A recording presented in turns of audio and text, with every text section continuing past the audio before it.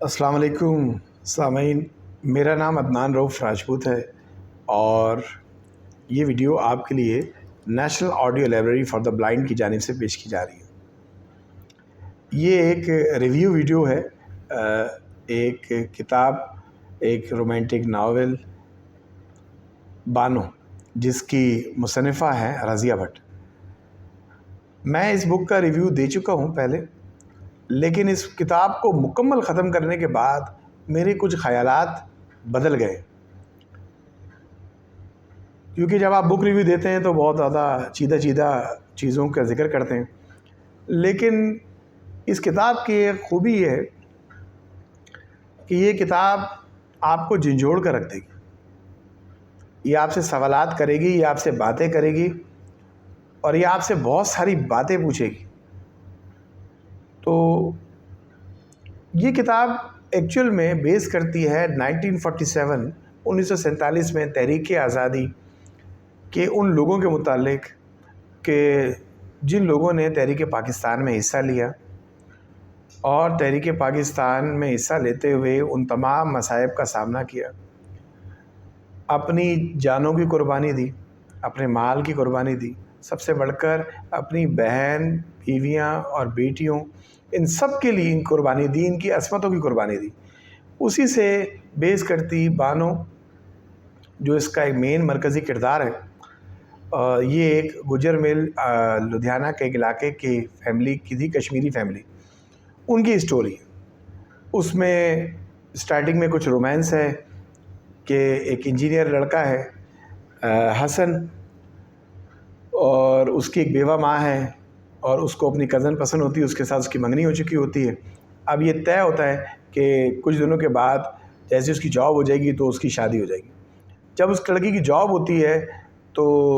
اس دوران بیچ میں تحریک آزادی کا معاملہ مکمل ہو چکا تھا اور پاکستان بننے کا اعلان ہو جاتا ہے۔ پاکستان بننے کا اعلان جیسے ہی ہوتا ہے تو ہر طرف فسادات، جیسے آپ کو پتہ ہے امرتسر، لدھیانہ، جلندھر، اس طرف ہر جگہ جہاں بھئی آبادی تھی، مسلم آبادی، وہاں پر ان کو بالکل بے یار و مددگار چھوڑ دیا گیا اور ہندو پولیس کی سرپرستی کے ساتھ ان پر جو سکھوں تھے، بلوائی اس میں ان کا ذکر نام سے ہے، تو ان بلوائیوں نے حملہ کیا۔ اور وہی لوگ کہ اس خاندان کے کچھ لوگ ایسے تھے جو کانگریس تھے اور وہ کانگریس کے لوگوں پر بڑا یقین رکھتے تھے کہ لالا گوپی ناتھ ہمیں بچا لیں گے، فلانے سکھ صاحب ہمیں بچا لیں گے۔ گھر والے اس کو سمجھاتے رہے اس بانو کے بھائی کو کہ بھئی آپ اس پہ بھروسہ نہ کریں اور تو کچھ تیاری کریں۔ بالآخر وہ دور آ جاتا ہے جب سارے سکھ حملہ کر کے ان کے گھر میں جمع ہو جاتے ہیں اور ان کی بہنوں کو طعنے دیتے ہیں کہ تیری بہن کا ڈولہ لے کر آئے۔ یہ کھول کھاتے ہیں اور نیچے آتے ہیں، ان سے مقابلہ کرتے ہیں، بالآخر سب شہید ہو جاتے ہیں۔ بس بھائی لڑتے لڑتے یہ بات کہتے ہیں کہ اپنی ماں کو کہ اپنے ہاتھ سے ہماری بہن کا گلا گھونٹ دیں، یہاں تک کہ وہ اتنی بے حرمتی کرتے ہیں کہ اس میں ایک ان کی بہو ہوتی ہے جو پیٹ سے ہوتی ہے اور وہ بالکل اس کے آخری مراحل چل رہے ہوتے ہیں، وہ اس کے پیٹ میں بھی نیزہ گھونپ کے اس چھوٹے سے بچے کو اس نیزے پہ اچھال دیتے ہیں۔ یہ تاریخ کہ وہ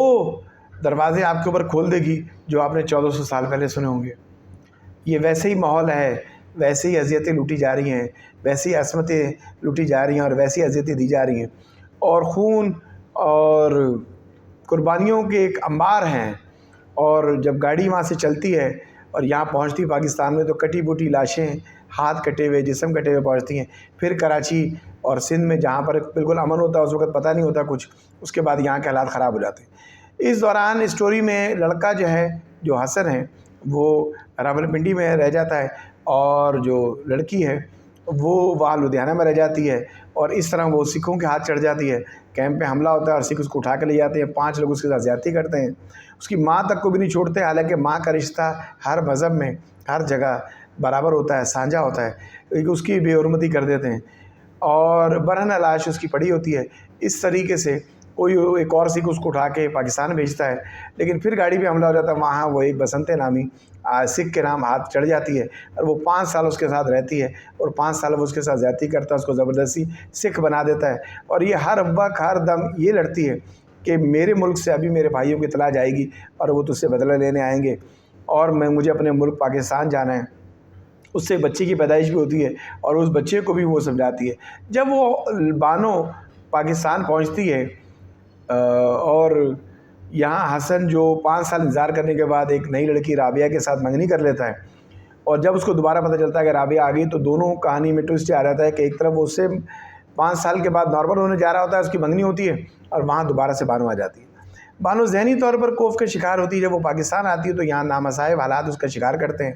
لوگ اس بات کو نہیں بھلا پاتے کہ یہ 5 سال سکھوں کے ساتھ رہ کر آئی ہے، حالانکہ حسن جو ہے اس بات پہ بڑا کوشش کرتا ہے کہ اس کو نارمل کرے، کیونکہ ذہنی حالت اس کی خراب ہو چکی ہوتی ہے۔ پھر جب وہ یہ دیکھتی ہے کہ میری وجہ سے یہ لڑکی جس کے ساتھ اس کی منگنی ہوئی رابعہ، وہ گھر چھوڑ کے چلی جاتی ہے وہاں سے، اور جب وہ جا کے معاشرے میں دیکھتی ہے، اس کی نظر میں یہ ہوتا ہے کہ پورا پاکستان میرا بھائی ہے، ہر پاکستان کا گھر میرا گھر ہے۔ پاکستان ایک ایسی ریاست ہوگی جہاں جہیز کی سولی پہ لوگ نہیں چڑھیں گے، جہاں رشوت نہیں ہوگی، جہاں سب کی عزتیں محفوظ ہوں گی۔ اور جب وہ جا کے معاشرے میں دیکھتی ہے تو ہر آدمی اس کی عزت پہ ہاتھ ڈالتا ہے۔ ایک ملک میں 2 نظام تعلیم رائج ہوتے ہیں۔ یہ سب چیزیں دیکھتی ہے اور اس تکلیفوں میں آتے آتے بالآخر وہ اس دنیا سے رخصت ہو جاتی ہے۔ اور تکلیفوں کی ایک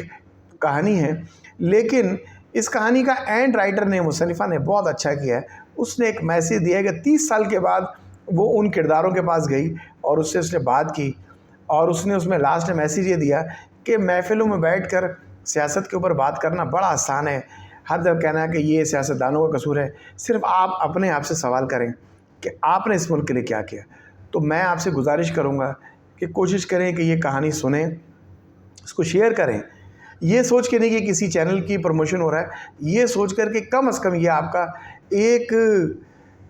مسلمان ہونے کا مطالبہ ہے، آپ کا پاکستانی ہونے کا یہ اس کتاب کا قرض ہے کہ آپ اس کو لوگوں کو شیئر کریں، نئی نوجوان نسل کو بٹھا کے سنائیں، تاکہ ان کو پتہ چلے کہ ہم نے یہ ملک کیسے بنایا اور کیوں بنایا، اور اب ہم اس کے لیے کیا کر سکتے ہیں۔